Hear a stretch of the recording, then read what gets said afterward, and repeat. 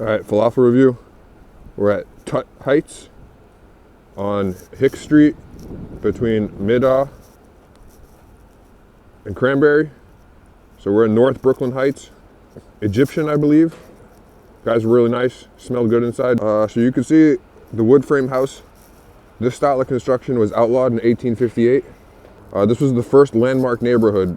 You have the persistent smell of fireplace. Building was built in 1824. Probably one of the earlier constructions in the entire city. All right, you're in for a treat.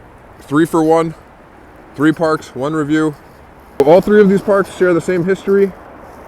They were developed when the Brooklyn Promenade was developed, which I'll do in a separate video. Brooklyn waterfront. See the Statue of Liberty in the distance over there. Manhattan skyline.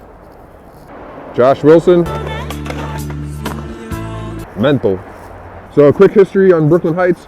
This is all farmland up until about 1810 when Robert Fulton, who carries the name Fulton Street across the river, developed the steamship and started ferry service. That is what allowed people to regularly commute to Brooklyn Heights, which became New York City's first suburb, and explains the very quiet residential character of the north side of the area in particular. We're at the Fruit Street sitting area. The legend of that is that a local woman was so incensed at her aristocratic neighbors naming the streets after themselves that she went out and tore down the streets and put up names of pineapples, or fruits I should say, instead. And over time it stuck. It's actually quite ironic because the city ended up naming Middaugh Street after her family, so that's a stunning twist of irony right there. So that's Harry Chapin Playground, named after Harry Chapin, the famous singer whose music you'll hear in the background. Grew up in the area. His father was a legendary jazz drummer.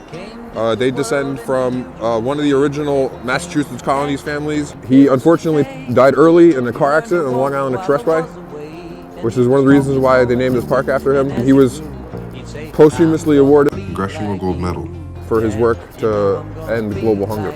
We're overlooking Squibb Park, which was named after Edward Robertson Squibb. Served as a Navy doctor during the Mexican-American War. You know, Brooklyn Navy Yard, which is over the distance beyond Dumbo, was one of the major U.S. naval stations. Ultimately, he set up his own factory in Dumbo, and he helped develop many modern adaptations, for example, local anesthesia, and his legacy is known by the world-renowned company Bristol-Myers Squibb. And so you can see the zigzag bridge. They've had some engineering issues with that bridge while it was constructed. It took a while to get built. So we got Tutt's Falafel, Brooklyn Heights. See how it is. So here's the first view. Looks very tasty. You see some red onion, some lettuce, some white sauce on it. 1 bite in, very tasty. The pita is a star, very good. I think it's freshly made. I like the hero size, it kind of controls the package. Few bites in. Falafel is very tasty. Good complete package. All right, final bite, final verdict. The pita is very fresh. Falafel tastes great. It costs $7, which is right down the middle. It's 8.3.